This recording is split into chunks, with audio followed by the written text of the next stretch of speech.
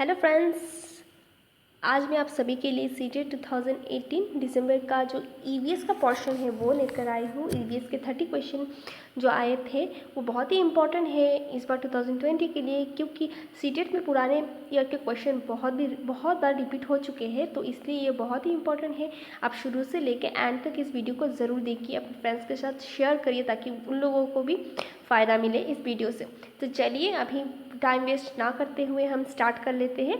तो first question is who build the Golconda fort. तो इसका करेक्ट आंसर है काकतीय डायनेस्टी। जो काकतीय डायनेस्टी था उसने गोलकोंडा फोर्ट को बिल्ड किया था। Next question is what is the mass of an object with a density of 15 ग्राम पर ml and volume of 3 ml। तो यहाँ पे एक सम दिया गया है। तो इसका जो क्वेश्चन है उसका वो है कि एक ऑब्जेक्ट का मास दिया गया है, एक ऑब्जेक्ट का मास निकालना है जिसका डेंसिटी 15 ग्राम पर ml है and a volume of 3 ml। So यहाँ पे देखिए सोल्यूशन देखिए। तो as we all know that mass of an object equal to density of that object into volume of that object. तो ये जो फॉर्मूला है ऑलरेडी हम लोगों को पता है। तो यहाँ पे फटाफट से हम लोग डेंसिटी और वॉल्यूम का जो वैल्यू दिया गया है वो बिठाएंगे फॉर्मूला में। देखिए फॉलोइंग द फॉर्मूला 15 ग्राम पर ml इंटू 3 ml। इसको इंटू करने के बाद 45 ग्राम हो जाएगा। ml कट कर देंगे तो इसका करेक्ट आंसर होगा 45 ग्राम। ये बहुत ही ईजी क्वेश्चन है। तो चलिए अभी क्वेश्चन नंबर 3 की तरफ चलते हैं।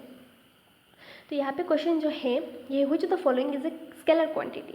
तो हम लोगों ने ऑलरेडी साइंस में पढ़ा है कि एक स्केलर क्वांटिटी होता है, एक वेक्टर क्वांटिटी होता है। तो स्केलर क्वांटिटी का मैग्नीट्यूड होता है, डायमेंशन नहीं होता है। तो ये जो ग्रेविटी, मोमेंटम, वेट है ये सब ही वेक्टर क्वांटिटी होते हैं, जो इन लोग का magnitude as well as direction होता है। बस मास का सिर्फ मैग्नीट्यूड होता है, डायरेक्शन नहीं होता है।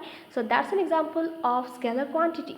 चलिए अभी क्वेश्चन नंबर 4 की तरफ चलते हैं। तो 4 में जो आया है an object which is an object in which no light rays can pass through.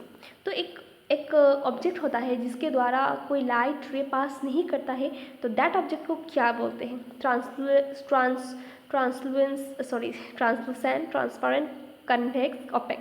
So correct answer होगा ओपेक। ओपेक एक ऐसा चीज़ होता है जिसके द्वारा लाइट रेज नहीं जाता है। लाइक अगर मैं एक बड़ा सा स्टोन ले लूँ, बड़ा वाला, तो देखिए यहाँ पे अगर सन मतलब लाइट के सामने अगर रख देते हैं तो ये पास नहीं होता है। तो that's an example of opaque. Next question is 5. What will be the weight of an object on the surface of the earth whose mass is 10 gram on the moon's surface? तो यहाँ पे देखिए mass of object 10 kg given. तो question पूछा गया है what will be the weight of an object. एक object का वेट क्या होगा सरफेस ऑफ द अर्थ के सरफेस में उसका वेट कितना होगा। इफ़ मून के सरफेस में उसका वेट 10 kg है। सो देखिए यहाँ पे 10 kg already given mass. Acceleration due to gravity हम लोग को पता है 9.8 मीटर पर सेकेंड स्क्वायर। तो ऐसा यूनिट, तो weight equal to mass into gram. तो वेट होगा 10 into 9.8 that is 98 newton. So correct answer होगा 98 न्यूटन। ये बहुत ही ईजी क्वेश्चन है। चलिए अभी क्वेश्चन नंबर 6 की तरफ चलते हैं। The rate of dissolution of solute depends on. तो ये सोल्यूशन चैप्टर जो है उससे क्वेश्चन आया है। तो यहाँ पे देखिए एक सल्यूट का जो डिसोल्यूशन डिपेंड करता है, रेट जो होता है ना वो ज़्यादा कम, तो वो किस पे डिपेंड करता है? तो ये बेसिकली सरफेस एरिया पे डिपेंड करता है। Next question is 7. Sushma wants her student to sensitized for conservation of tree. तो सुषमा एक टीचर है, एक क्लास की टीचर है जो अपने मतलब स्टूडेंट को चाहते हैं कि they should be sensible towards conservation of trees. तो उनको क्या स्ट्रेटेजी अप्लाई करना पड़ेगा? यहाँ पे 4 ऑप्शन है: group discussion, poster making, helping children to adopt and nurture a plant, conducting a debate in the classroom. तो ग्रुप डिस्कशन से ये नहीं होगा, पोस्टर मेकिंग से भी ये नहीं होगा, conducting a debate in the classroom ये सब से नहीं होगा। Rather helping children to adopt and nurture a plant. So children को वो एक हेल्प करेगी कि एक प्लांट को लगाए, नर्चर करे, उसको बड़ा होते दे के पानी दे। तो ऐसा करने से ऐसा होगा कि मतलब उन लोग को अटैचमेंट हो जाएगा प्लांट से, तो that indirectly conservation of trees में हेल्प करेगा। मतलब ये वो लोग सेंसिबल होंगे towards the conservation of trees. तो that's the correct answer and that's the appropriate answer for this question, helping children to adapt and nurture a plan. Okay, so let's move to next question.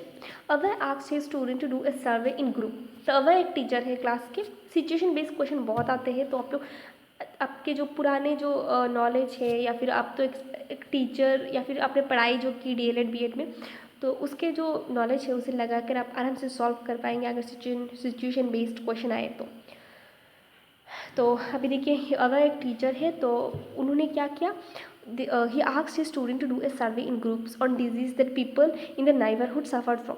तो उन्होंने मतलब उनके students को group बनाने के लिए बोला, फिर बोला कि वो जहाँ जहाँ रहते हैं उनके नाइबरहुड में जो जो डिजीज़ेस होते हैं उनका सर्वे करने के लिए.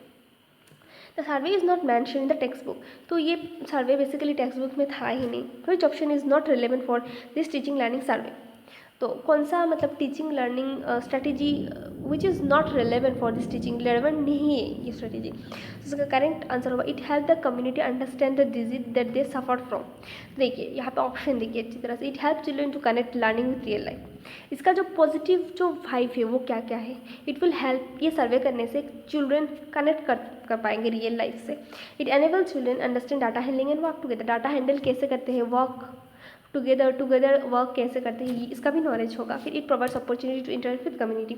वो लोग अपने कम्युनिटी के साथ इंटरेक्ट आराम से कर पाएंगे, तो they will basically learn all this things. But इस टीचिंग लर्निंग प्रोसेस में कौन सा नहीं होगा, रिलेवेंट नहीं है. It help the community understand the disease that suffer from. ये कम्युनिटी को हेल्प करेगा अंडरस्टैंड करने में कि वो लोग कौन सा डिजीज से सफ़र करेंगे, तो ये गलत है, ये नहीं होगा. Rather it will increase an efficiency, efficiency करेगा चिल्ड्रन की नॉलेज को, उन लोगों का कम्युनिटी के साथ interaction. So all this, so C is the correct answer. Next is question number 9. तो यहाँ पे देखिए, to talk about emergency situation Priya asks childrens experiences when they faced in emergency.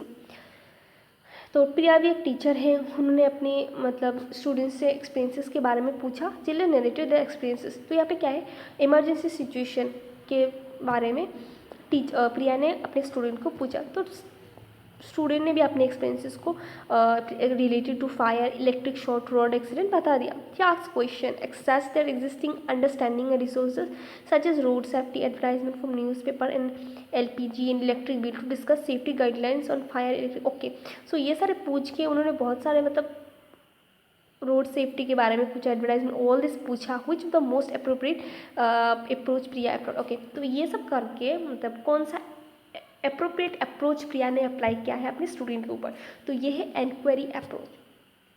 B is the correct answer. वो अपने student के द्वारा मतलब student को ये सब पूछ के एनक्वायरी अप्रोच को उनने इम्प्लीमेंट किया है. आई होप आप सबको समझ में आ रहा होगा. चलिए अभी क्वेश्चन नंबर 10. तो community is an important teaching learning resource because. Community जो होता है हम लोग जो जिस जगह पे रहते हैं, जो हमारे नाइबर होते हैं, तो ये टीचिंग लर्निंग प्रोसेस में क्या हेल्प करता है, it provides learning opportunity in real setting. तो आपने एक पिछले जो क्वेश्चन में देखा था कि वो लोग अपने कम्युनिटी में जाके डिजीज़ के बारे में पूछ रहे हैं, तो इनडायरेक्टली और डायरेक्टली भी ये प्रोवाइड करता है स्टूडेंट को लर्निंग अपॉर्चुनिटीज़, मतलब रियल लाइफ सेटिंग में लर्न करने के लिए. अभी चलिए question number B is the correct answer. Next is 11. In EVS teaching learning linking classroom teaching to life outside school and enriching it implies going beyond the text book. तो इसका मीनिंग क्या है, in EVS learning teaching linking classroom to outside school. तो ये क्या है, मतलब टेक्स्ट बुक से बियॉन्ड जाने का मतलब ही है EVS learning teaching learning process का एक जरिया में बोल सकते हैं आप लोग. Question number 12. To class 3 students Rama taught to class 3 student.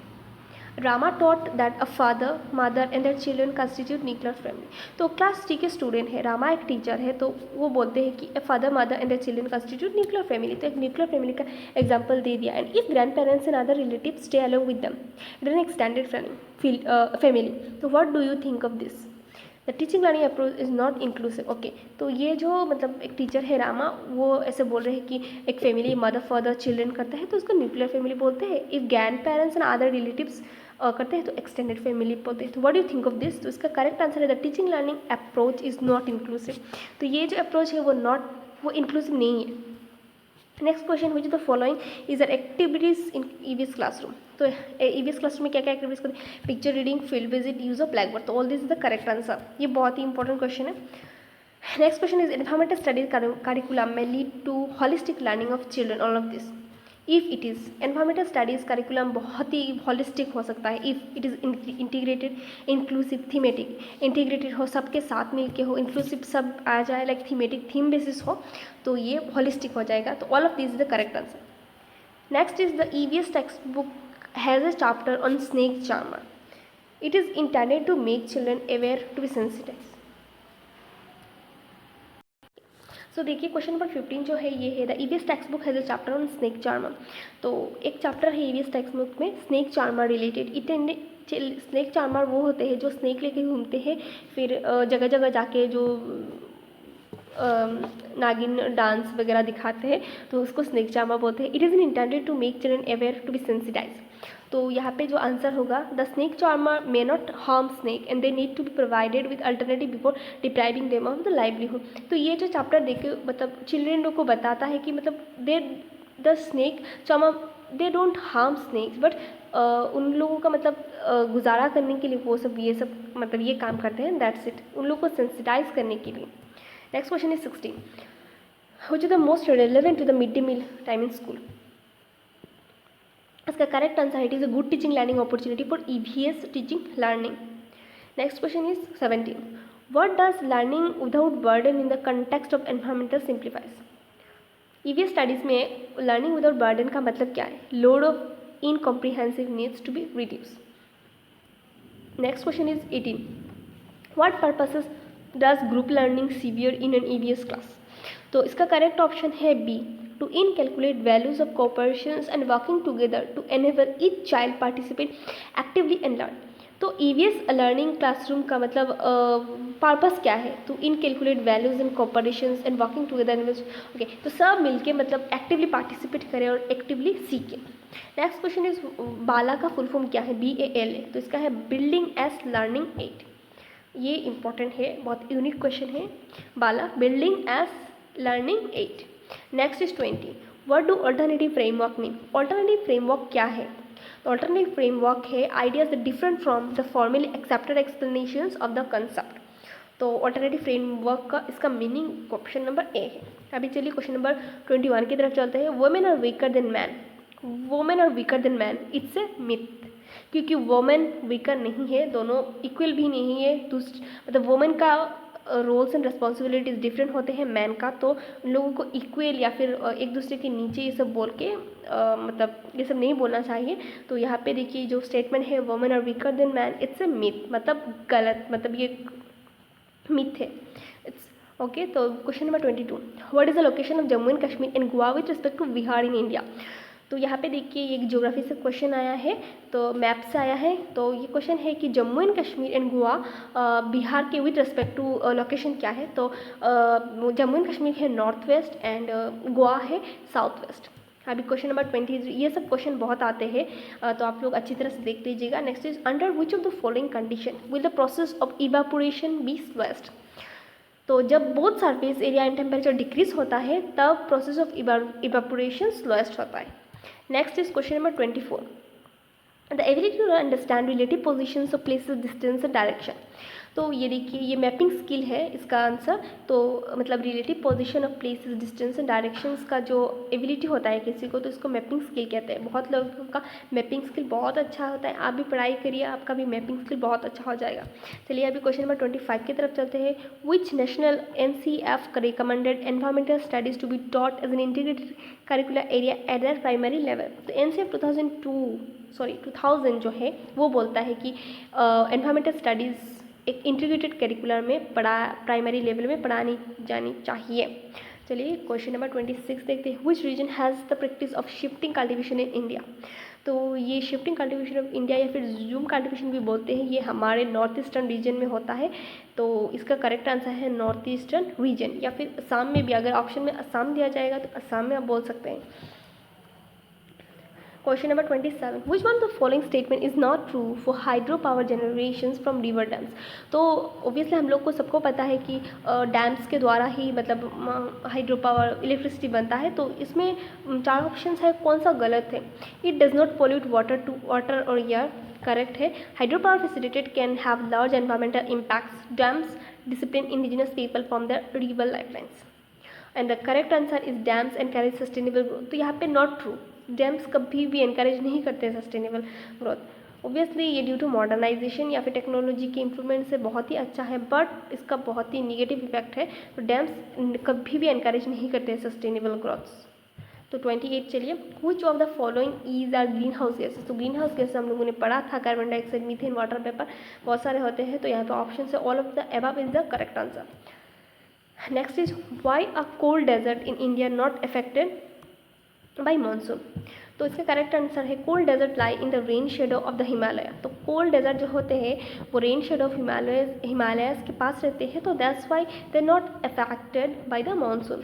Next is question number 30, that is the last question of this paper. Which one of the following is responsible for turning Taj Mahal yellow. ये बहुत ही famous question है, ये बहुत ही easy question है. तो sulphur dioxide ऐसा मतलब chemical है जो ताजमहल को येलो कलर का मतलब टर्न कर रहा है ड्यू टू एसिड रेन. सो ये थे 30 क्वेश्चंस जो ईवीएस के आए थे. ये बहुत ही इंपॉर्टेंट है, आप लोग अच्छी तरह से इसको देखिएगा, शेयर करिएगा और हमारे साथ बने रहिए. तो और भी नेक्स्ट वीक को दूसरे क्वेश्चंस लेकर आऊँगी और नेक्स्ट 2-3 हफ्ते के बाद सीरीज़ भी स्टार्ट होने वाला है. तो हमारे साथ बने रहिए और इस वीडियो को लाइक करिए, शेयर करिए. Till then take care, bye bye.